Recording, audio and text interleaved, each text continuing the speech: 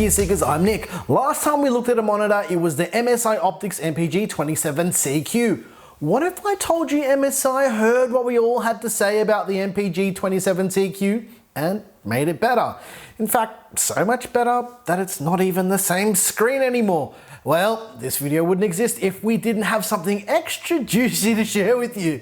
If you haven't subscribed yet, make sure you hit that button right now and turn on that little bell to receive notifications. We upload basically every single day of the week, so do yourself a big old favor and make sure that you're subscribed. I did that differently today, which is okay. In this video, we're gonna take a look at the brand spanking new second generation of monitors, the MSI Optix MAG271CQR curved gaming monitor. And again, just like last time, I'm gonna specify that this is a gaming monitor.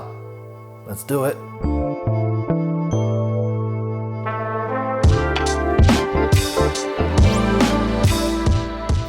I'm not gonna read off that piece of paper like I did last time when we did an MSI monitor. I don't wanna do that monotone thing, but I'm gonna start off with the numbers and stats. For those people who care about all of that stuff, yeah, it may be for you, it might not. So let's jump into the spec sheet because it looks a little something like this.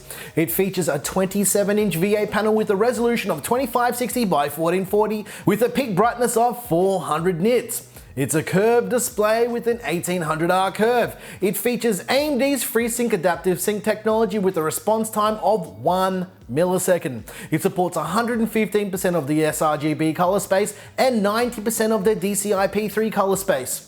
See, that's a new one. See, it is different. It has a 178-degree wide viewing angle. It's got two HDMI 2.0 ports, two USB ports and a pass-through for the USB as well, and a DisplayPort 1.2 port. It also includes a HDMI cable, a USB cable for pass-through, and a DisplayPort cable. Just like the MPG27CQ, it has RGB. However, if you don't want RGB, there's a cheaper version that's coming of this monitor as well. So you're probably thinking to yourself, this sounds exactly like, or if not close to, the MPG27CQ. Well, in some ways you'd be thinking, you're right. But the front RGB is not there because this model is in a completely different series. However, the improvements have been made under the hood where it counts.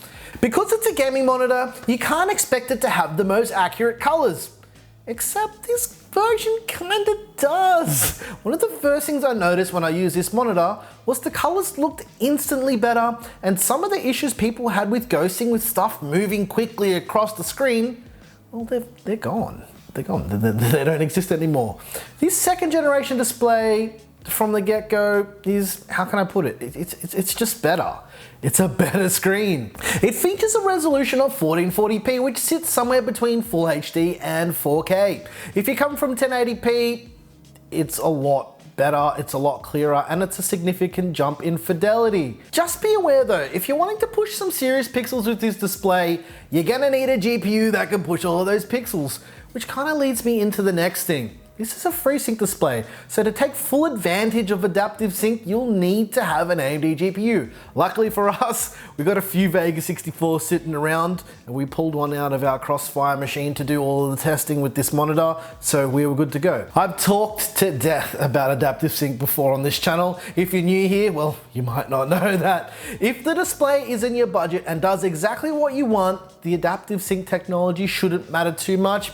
I know a lot of people will disagree with me and say that you have to match them, but guys, you got options. You can use VSync with an NVIDIA card, and even though it might introduce a tiny bit of input lag, it isn't noticeable. And anyone that says it is probably some type of lag detecting machine, or they're just lying basically. I wanted to talk to you guys about 16:9 curved monitors. The last 16:9 curved screen we had was actually the MPG27CQ.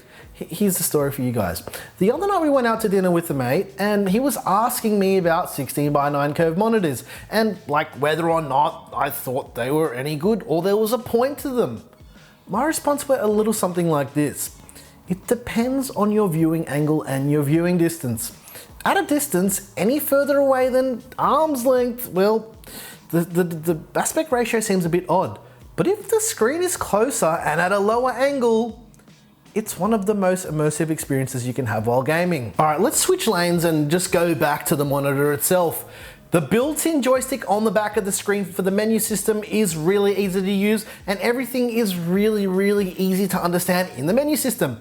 Speaking of controlling the monitor, instead of using the joystick on the back, you can actually control basically every single aspect of the screen in MSI's gaming OSD software. I've always wanted something like this in a monitor that I use day to day, and I think this is a pretty killer feature. You can control like the monitor's brightness, the contrast, the color temperature, picture-in-picture settings, and like I mentioned, basically everything from within the software. You can even add a crosshair overlay as well, which is pretty crazy. There are some games, like if you play Hardcore DayZ from back in the day on Arma 2, you'll know that there's no crosshairs. While we're on the topic of software though, you can control the lighting on the rear of the monitor in MSI's Mystic Light software. It's not quite the same Mystic Light that you're used to with the motherboard because it's built into the gaming OSD software. The build quality of the monitor itself is really nice and has that immediate gamer feel, and there's nothing wrong with that at all. It's a very premium black color with a faux brushed metal finish with a solid metal stand. It's got a zero bezel design with a matte screen surface, so you get no reflections. The stand is fully height and tilt adjustable. However, there's no swivel or rotation adjustment, which is okay by me, but that might not be your thing. It has something very cool that I haven't seen in many monitors before, and I want every monitor manufacturer to listen to MSI. It's got a built-in headset hanger. It's pretty cool. To be very honest with you, there isn't much to dislike about the Optix MAG271CQR. Usually when a company refreshes their product lineup, it's iterative. But the difference here is, well, it's a whole new beast. I'm gonna say this again, like I said with the last video that we did with an MSI monitor.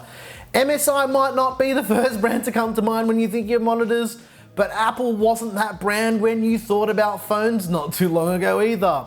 I really, truly hope MSI keeps making these awesome displays, because I can tell you now, in the not too distant future, they're gonna be a force to be reckoned with. Maybe you're wondering, how much does all of this cost? It sounds like it's gonna cost a lot of money. Well, at the time of filming, no pricing has been announced because the display is not available for purchase. The Optix MAG271CQR should be available to purchase sometime in December. From the indications I've got from MSI, it should sit somewhere around 550 Australian dollars, but nothing's been set in stone, so don't quote me on the price. If you've got any questions about anything that I mentioned in the video, feel free to drop a comment down below or come and join us on Discord. There is a link to our Discord down below. And while we're talking about links down below, we launched our merch last week and there is a link to that down below as well if you're interested. If you like this video, please like and subscribe. If you didn't like this video, you know what to do, and basically tell us what you hated about it. Once again, thank you so very much for watching. I'm your boy Nick with Gear Seekers. You peek, we seek. And yeah, I've been kind of trolling you guys for the past week or two because it's been in the background of almost every single one of our videos, but no one noticed. It's a great screen. Yeah, why am I being awkward now? Why does this always happen to me? I don't know how to end these videos. It's been over a year and I still can't end them properly. Oh, help me. Claire, what do I do? I'll just stop. Okay, I can do that.